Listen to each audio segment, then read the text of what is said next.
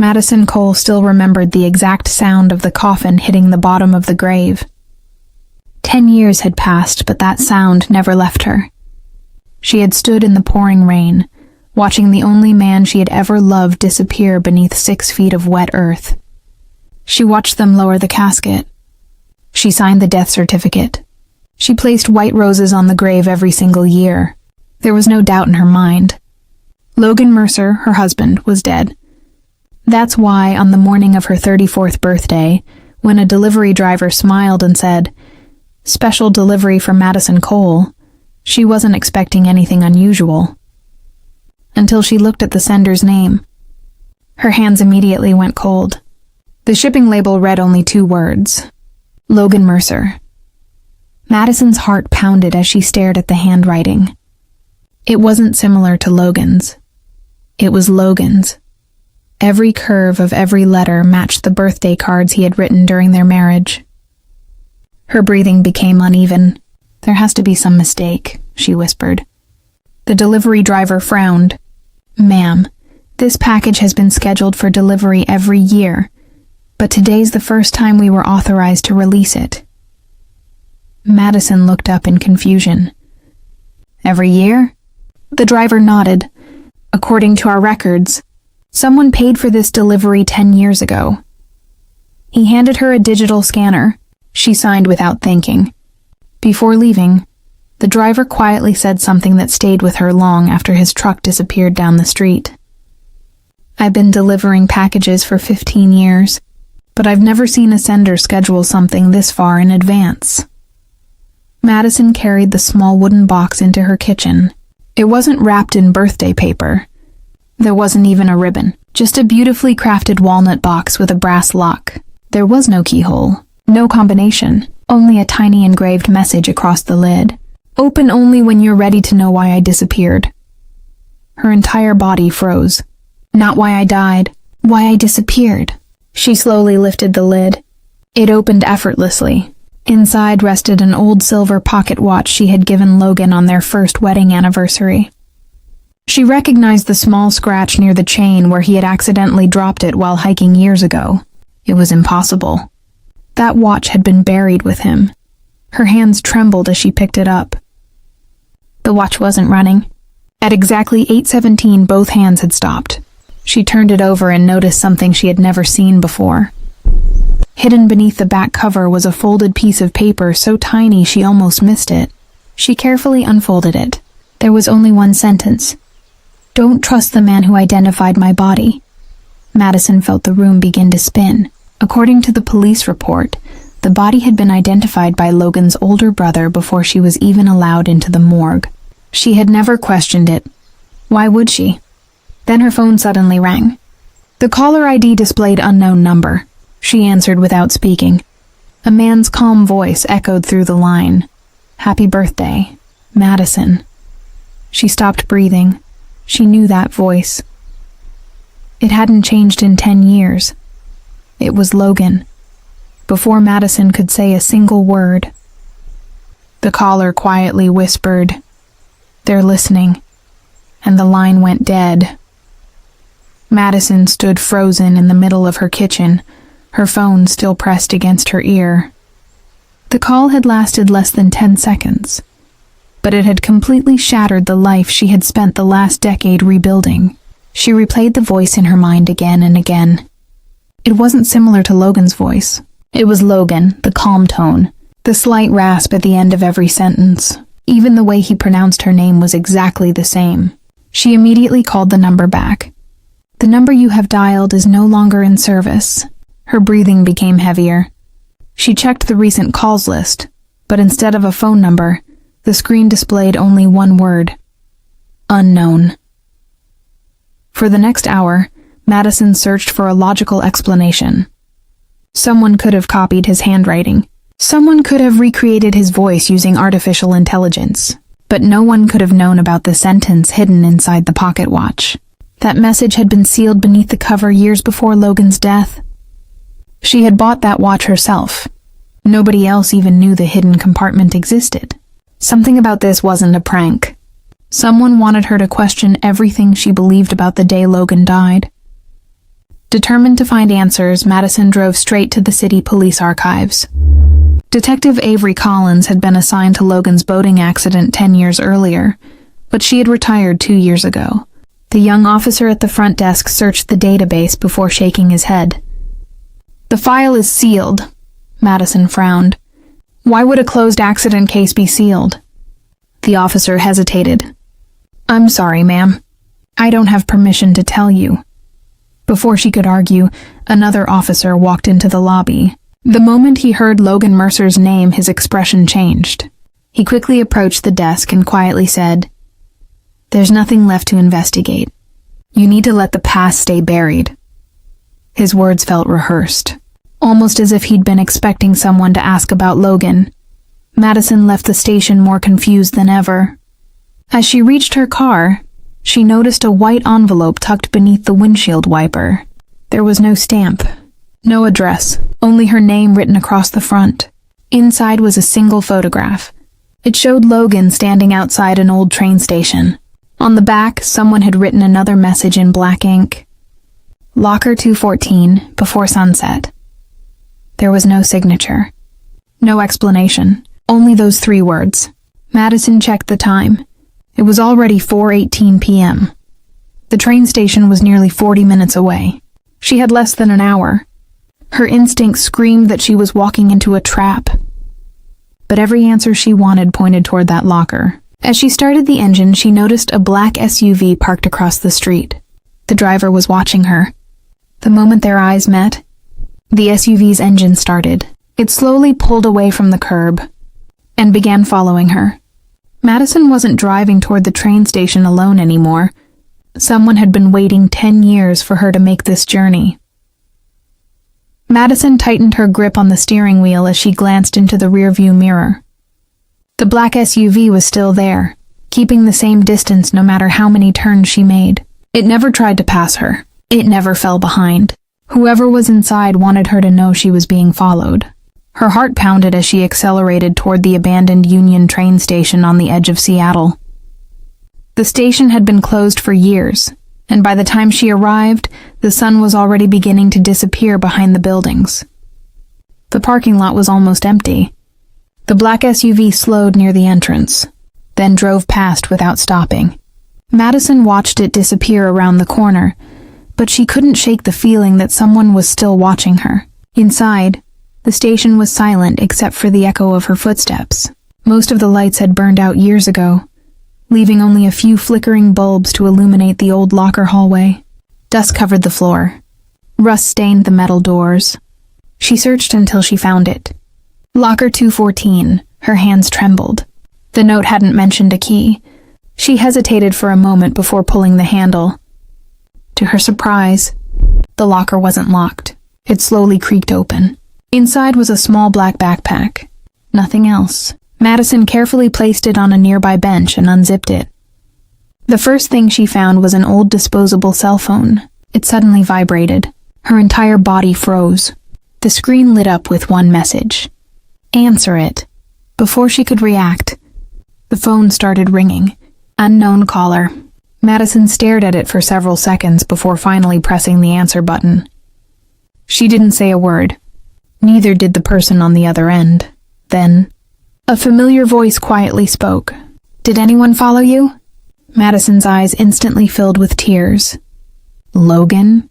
There was a long silence. Then he answered, "I don't have much time." She could barely breathe. "You're alive. I'm sorry. Please, tell me where you are." Instead of answering, Logan asked another question. "Did you tell anyone about the package?" "No." "The watch?" "No." "The note?" "No." He let out a slow breath. "Good." His voice suddenly became serious. "Listen carefully. Everything you've believed about my death was planned." Madison felt the room spinning around her. "What do you mean?" Before Logan could answer, a loud crash echoed somewhere inside the station. Both of them heard it. Logan immediately whispered, "They're there." Her heartbeat exploded. "Who's there?" "The people who buried the wrong man." The call suddenly disconnected. At that exact moment, heavy footsteps echoed through the empty station. Not one person, several. Madison quickly looked down the hallway. 3 men wearing black jackets had just entered the building. They weren't police. They weren't security. And they were walking directly toward locker 214. Panicking, Madison grabbed the backpack and ran through the rear exit of the station. She didn't stop until she reached her car. Once inside, she locked every door and finally looked through the backpack properly. There was a thick envelope, a USB drive, a passport, and nearly $50,000 in cash. But the item that terrified her most was the passport, because it wasn't in Logan Mercer's name. The photograph was Logan. The face was unmistakable, but the passport identified him as Nathan Carter. As Madison stared at the fake identity, her own phone rang again. This time the caller ID displayed one impossible name, Logan Mercer. Madison stared at her own phone in disbelief. The caller ID clearly displayed Logan Mercer. Her hands shook so violently she almost dropped it. Seconds earlier, she'd spoken to a man using a disposable phone. Now her personal phone, the one only close family and friends had, was receiving a call from her dead husband's number. She answered immediately. "Logan." Silence. Then came a different voice. Older. Calm. "Don't say his name out loud." Madison froze. "Who is this?" The man ignored her question. "Open the passport again." Her heartbeat quickened. She slowly opened it. Turned to the last page. Hidden inside the back cover was a tiny memory card taped beneath the paper lining. Madison carefully removed it. "Good," the stranger said. "That card is worth more than everything else inside the backpack." Before she could ask another question, the man quietly added, "And it's the reason your husband had to disappear." The call ended. Still sitting inside her locked car, Madison searched the backpack again. Beneath the cash, she found a folded map of Seattle. One location had been circled in red, Pier 19. Beside it, Logan had written only one sentence, "Go only if nobody follows you."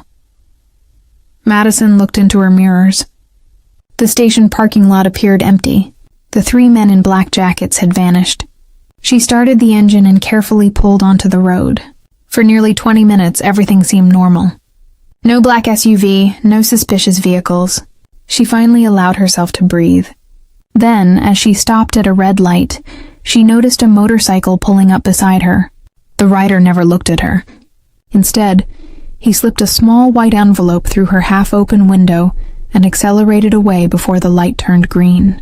Confused, Madison opened the envelope. Inside was a single photograph taken only minutes earlier. It showed her inside locker 214 holding the backpack. Someone had photographed her from the second floor of the station. On the back of the picture were 6 handwritten words. "You were never there alone." A chill ran through her entire body. Someone had been watching every move she made. She immediately drove toward Pier 19. The old docks were nearly deserted by the time she arrived. Cargo ships rested silently in the distance while waves crashed against the wooden pilings beneath the pier. According to the map, she walked toward an abandoned warehouse marked Building C. The front door stood slightly open. Inside, dust covered everything except one metal table in the center of the room. On the table rested a laptop. It was already turned on. The screen displayed a countdown. 4:59, 04:58. Beside the laptop lay another handwritten note. "Watch the video before the timer ends." Madison pressed play. The screen filled with static. Then Logan appeared. Not from 10 years ago. From only 3 weeks earlier. He looked older, more tired. But he was unmistakably alive. He stared directly into the camera. "If you're watching this, Madison, then they know you found me." He paused. "And if they know that, one person you trust has already betrayed you." Before he could say another word, the warehouse doors slammed shut behind her. The lights went out. Then she heard the unmistakable sound. of someone slowly clapping in the darkness. When the emergency lights flickered back on, Madison realized she wasn't alone, and the person applauding already knew her name. The slow clapping echoed through the warehouse as the emergency lights flickered back to life. Madison's heart pounded so hard she could barely breathe. The man stepped out of the darkness wearing an expensive charcoal suit. He looked to be in his early 50s, perfectly calm, as though he had been expecting her all along. He smiled politely before speaking. "Good evening, Madison." She immediately stepped backward. "Who are you?" The man ignored the question. Instead, he glanced at the laptop. "So, Logan finally decided to tell you the truth." Madison quickly grabbed the laptop. "You know him?" The man's smile widened. "I've known him much longer than you have." Every instinct screamed at her to run. "Where is he?" "I'll tell you."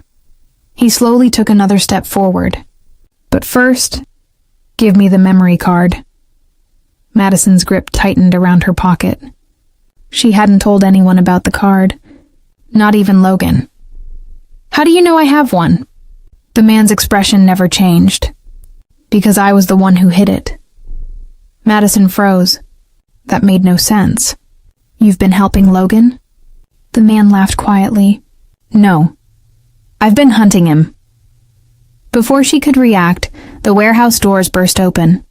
3 armed men rushed inside, the same men she'd seen at the train station. The suited man calmly raised his hand. "No shooting. We still need her alive." Madison's stomach dropped. They didn't want to kill her. They wanted something only she possessed. She slowly backed toward another exit. "Who are you people?" The suited man finally answered. "My name is Richard Vaughn. I used to be Logan's employer." The name immediately sounded familiar. She suddenly remembered seeing it years ago on Logan's office Christmas invitations. Richard had been the CEO of the cybersecurity company where Logan worked before his supposed death. "You lied to everyone," Richard smiled. "No, Logan did." Madison shook her head. "You're lying." Richard reached into his briefcase and removed a thick folder. "Read it." Inside were company reports, financial records, government contracts, then photographs. One picture stopped her cold. It showed Logan shaking Richard's hand. The date printed beneath it was 2 weeks after Logan's funeral. Madison's knees nearly gave out. "No, that's impossible." Richard quietly nodded. "He attended that meeting. Alive. He walked into my office. And he stole something that never belonged to him." Madison looked up. "The memory card?" Richard's smile disappeared. "Exactly. It contains classified evidence worth billions." Before Madison could respond, the warehouse lights suddenly went dark again. A single gunshot echoed through the building. Everyone ducked. Another shot. One of Richard's men collapsed to the floor. Then a voice shouted from somewhere above. "Madison!" She immediately recognized it. "Logan!" A figure appeared on the warehouse catwalk, dressed entirely in black, holding a rifle. He looked directly at her. "Run!" Without thinking, Madison sprinted toward the side exit. Bullets shattered the warehouse windows. Richard screamed, "Don't let her escape!" Madison burst through the emergency door into the pouring rain. She could hear footsteps chasing her from behind. Then, a black pickup truck skidded to a stop inches away. The passenger door flew open. The driver looked at her and shouted, "Get in if you want to see your husband alive." Madison hesitated for only a second. Then she climbed inside.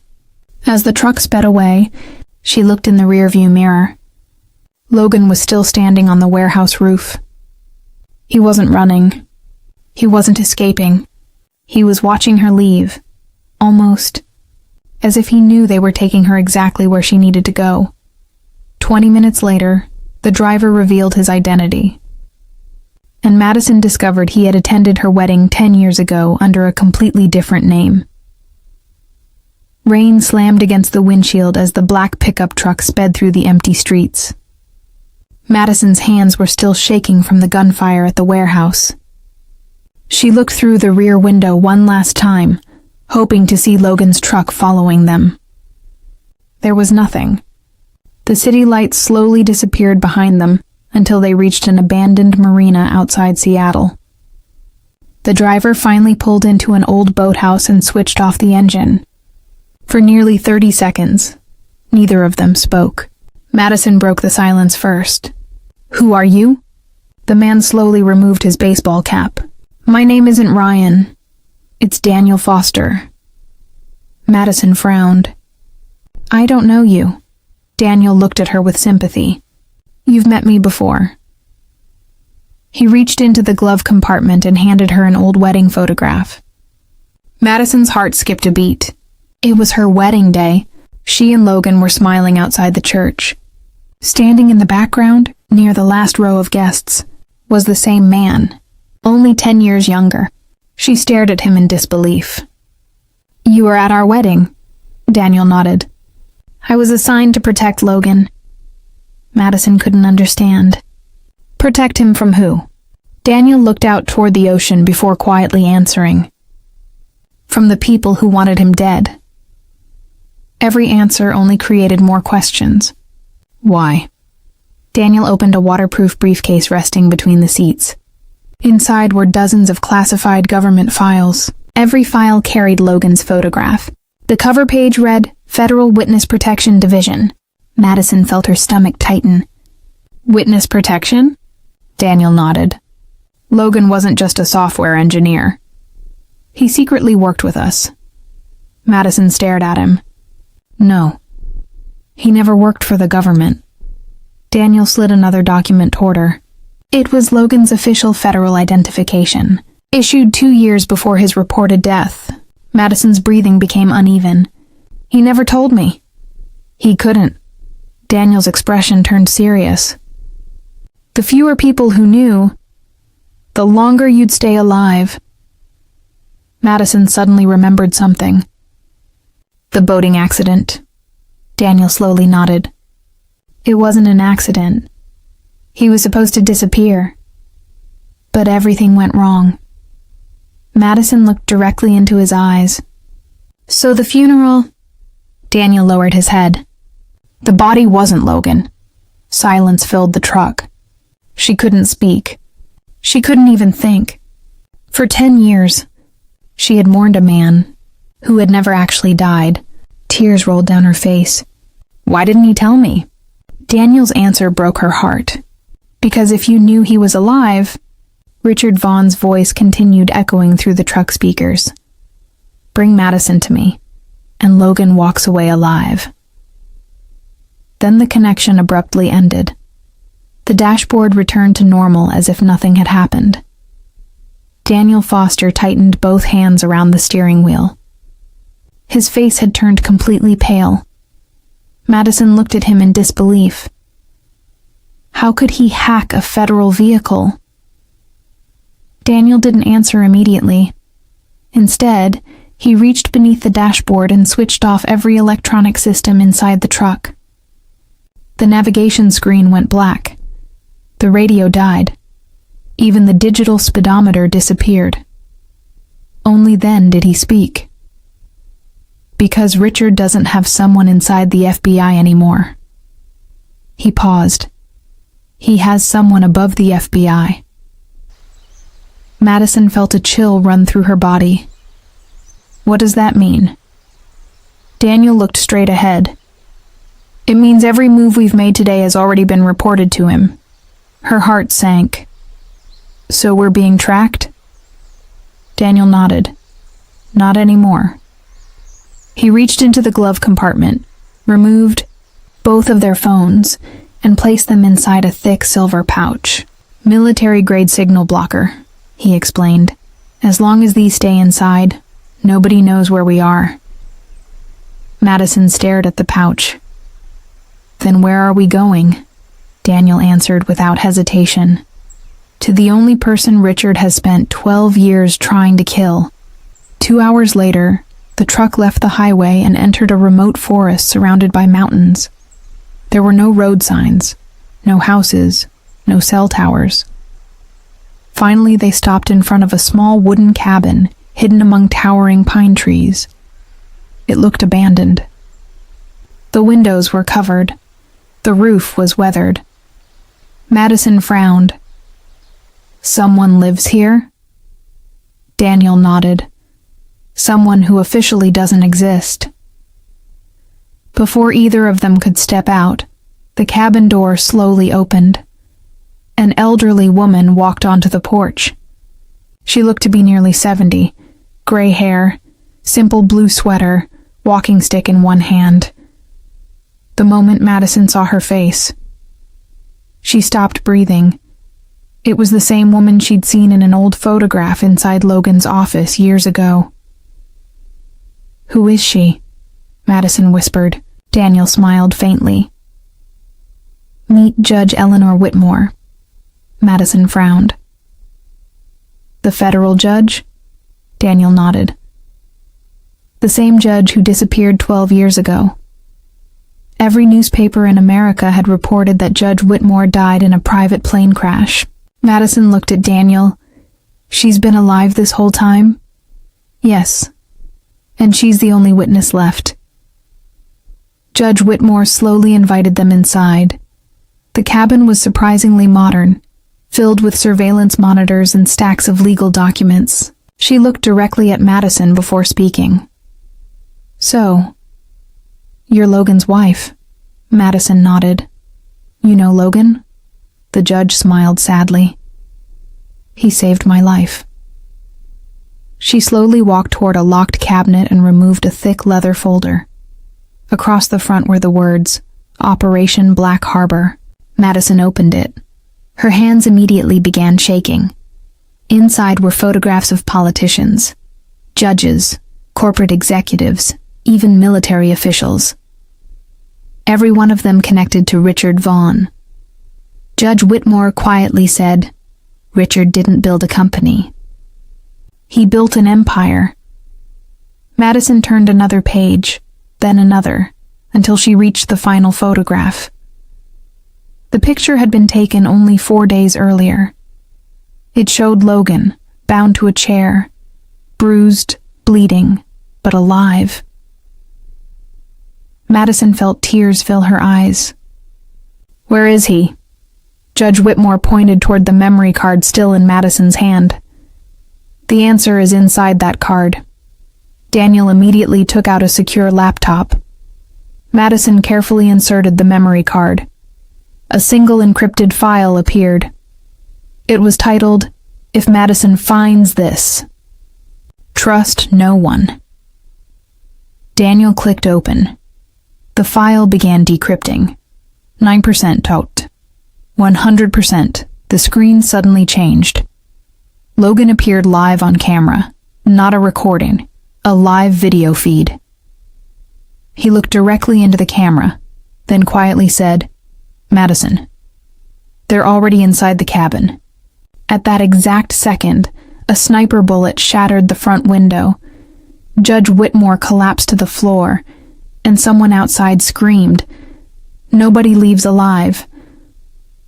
As Daniel reached for his weapon, Madison looked at the live video feed and realized Logan wasn't imprisoned anymore.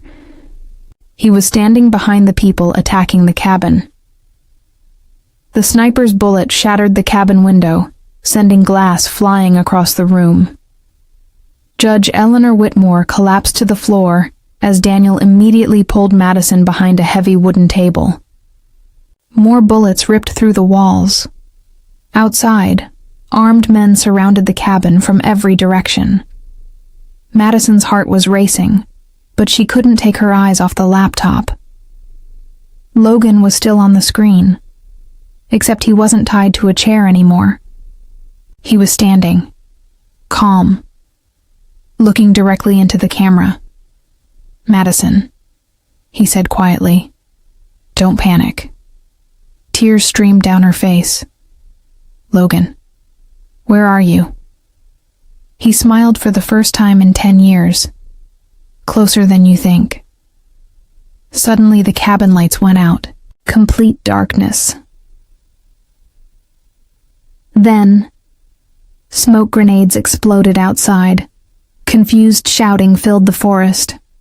Richard Vaughn's men began firing in every direction. Daniel frowned. Someone else is here. Within seconds, the gunfire completely changed. It wasn't random anymore. It was controlled. Professional. One by one, Richard's men stopped shooting. Silence slowly returned. Then the cabin door opened. A man wearing black tactical gear stepped inside. He removed his helmet. Madison's entire body froze. It was Logan. Older. A scar ran across his left cheek. His hair had streaks of gray. But it was him. Without saying a word, Madison ran toward him. The moment they embraced, 10 years of grief disappeared in a single heartbeat. Neither of them spoke.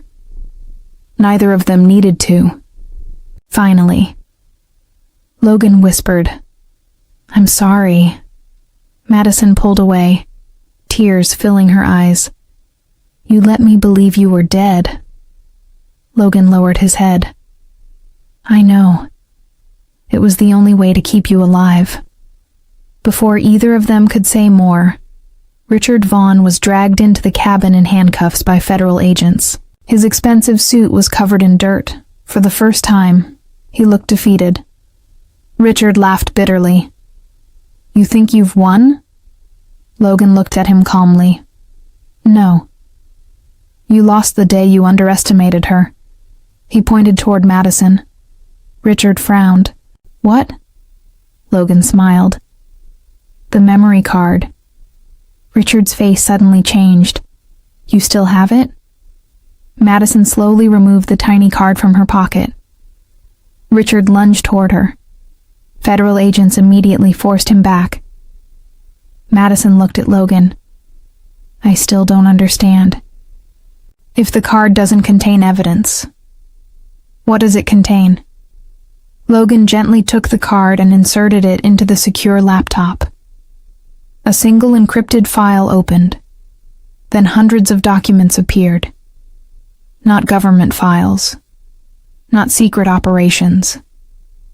Every financial transaction Richard Vaughn had hidden over the last 15 years. Offshore accounts, bribery payments, illegal contracts, names of politicians, judges, executives, everything. Daniel smiled. The evidence wasn't stored on the card. It was the key. The real files were hidden on servers around the world. The card simply unlocked them. Richard closed his eyes. He finally understood. It was over. Weeks later, Richard Vaughn was sentenced to life in federal prison. 32 government officials were arrested. Millions of dollars were returned to victims. Judge Whitmore officially came out of hiding after 12 years. Daniel Foster received the nation's highest civilian award for protecting witnesses. As for Madison, she finally got the answer she had waited a decade to hear. One evening, sitting beside the lake where everything had begun, she looked at Logan and quietly asked, "If you had another chance, would you disappear again?" Logan looked into her eyes. "If disappearing meant saving your life, I would." He paused. "But this time, I'd tell you the truth first." Madison smiled through her tears. She reached for his hand. "This time, don't ever let go." He never did. Sometimes the greatest act of love isn't staying beside the person you love. Sometimes it's sacrificing everything, so they get the chance to keep living. And sometimes, the people we believe are gone forever, are only waiting for the day it's finally safe to come home. If this story kept you guessing until the very last minute, make sure to like the video, subscribe, for more original mystery and emotional stories, and turn on the notification bell so you never miss the next unforgettable twist. Tell me in the comments, at what moment did you realize Logan might still be alive? Thank you for watching, and I'll see you in the next story.